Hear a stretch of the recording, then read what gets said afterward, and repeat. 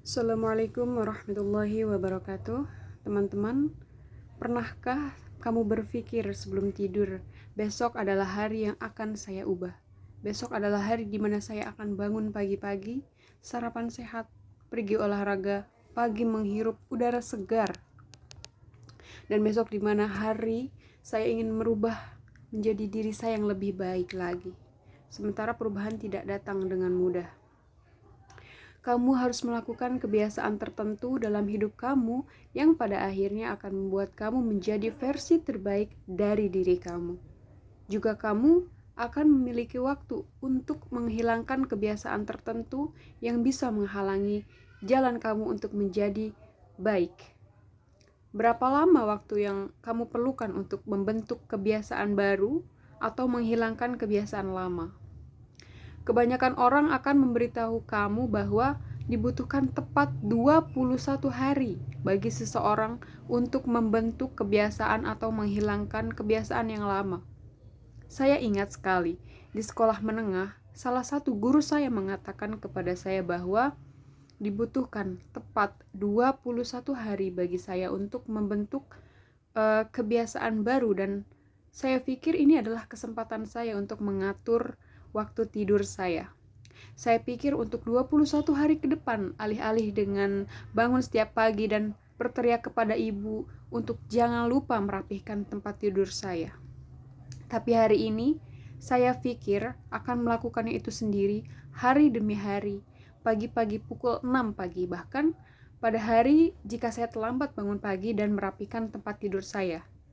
Saya sebetulnya benci setiap detik itu, dan pada hari ke-22 saya membuka mata saya dan hal yang pertama saya lakukan adalah mengatakan kepada ibu saya, tolong jangan lupa rapikan tempat tidur saya hari ini.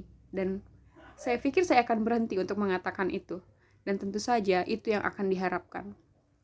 Saya pikir baik-baik saja mungkin. Saya hanya sedikit lebih buruk dalam hidup saya apabila saya tidak melakukan apapun. Saya tidak pernah melebih-lebihkan jika saya mengatakan bahwa teori 21 hari ini adalah mitos paling terkenal di dunia pengembangan diri. Mari kita dalami sedikit teori tentang memahami dari makna angka 21, berasal dan alasan penyebaran di buku dan kursus pengembangan diri dari Dr. Maxwell Maltz, adalah seorang ahli bedah plastik di tahun 1950-an. Ketika dia mulai memperhatikan pola aneh di antara pasiennya, misalnya dalam operasi hidung, dia melihat bahwa pasien membutuhkan waktu tepat 21 hari untuk membiasakan diri untuk mulai melihat hidung barunya. Juga perhatikan bahwa jika seorang pasien memiliki kaki pelindung yang diamputasi, pasien akan mengakui perasaan anggota tubuh baru mereka selama tepat 21 hari sebelum mereka mulai terbiasa dengan kondisi mereka. Dr. Maltz menerbitkan teorinya dalam sebuah buku yang menjadi sangat terkenal pada saat itu dan terjual habis sekitar 30 juta cetak. Dan di sini konflik mulai muncul dan masuk akal mengapa mulai percaya teorinya. Pertama, 21 hari dianggap sebagai sumber waktu singkat, dan itu juga dianggap sebagai sumber godaan yang berarti sesuatu yang dapat kamu lakukan. Yang kedua, angka 21 hari itu juga cukup lama dipercaya terkait tantangannya yang sulit, tapi bukan tidak mungkin. Maksud saya, siapa yang tidak suka mengubah seluruh hidup mereka hanya dalam 21 hari? Tidakkah kamu suka untuk bangun pagi-pagi setiap hari? Tidakkah kamu suka untuk memulai memasak resep sehat? Tidakkah kamu suka untuk memulai minum smoothie yang aneh dan semuanya dalam waktu kurang dari 1 bulan?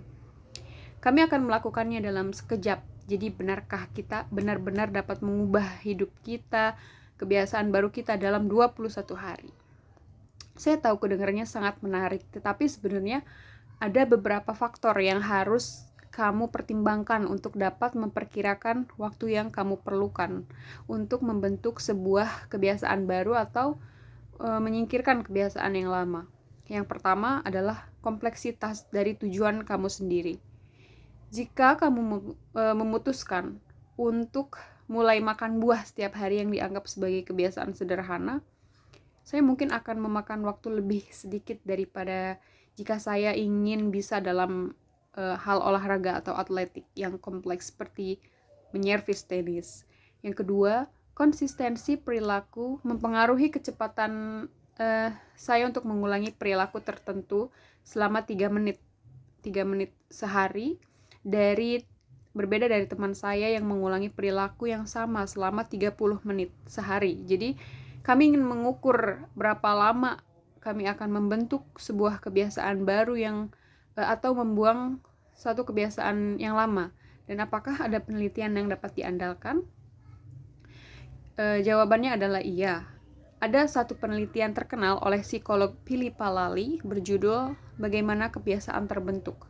Penelitian ini diikuti oleh 96 orang selama 12 minggu. Setiap orang memilih kebiasaan 12 minggu baru untuk dikerjakan, seperti minum 3 gelas air sebelum makan, makan siang, atau berlari sekitar 15 menit setelah makan malam.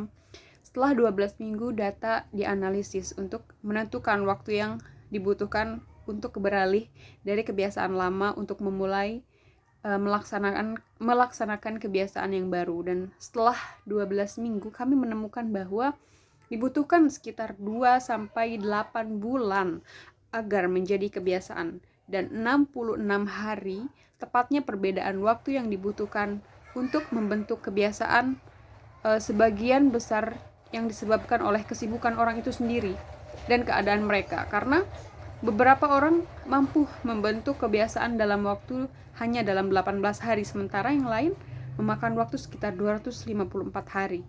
Jadi menurut psikolog Lally, jika kamu ingin mengetahui waktu yang dibutuhkan untuk membentuk kebiasaan baru atau menyingkirkan kebiasaan yang lama, adalah bahwa kamu mungkin memerlukan 2 hingga 8 bulan atau bahkan hanya 21 hari, teman-teman. Apakah itu 2 bulan, 3 bulan, setahun, 2 tahun, it's not problem. Itu tidak masalah berapa lama waktu yang dibutuhkan. Yang terpenting kamu harus memulai hari ini, dan setelah kamu mulai, pastikan untuk mempertahankan kebiasaan baru dan kamu menjadikan bagian dari jadwal kamu dalam mengatur waktu, menciptakan lingkungan yang mendukung, dan yang paling penting, kamu tidak harus sempurna.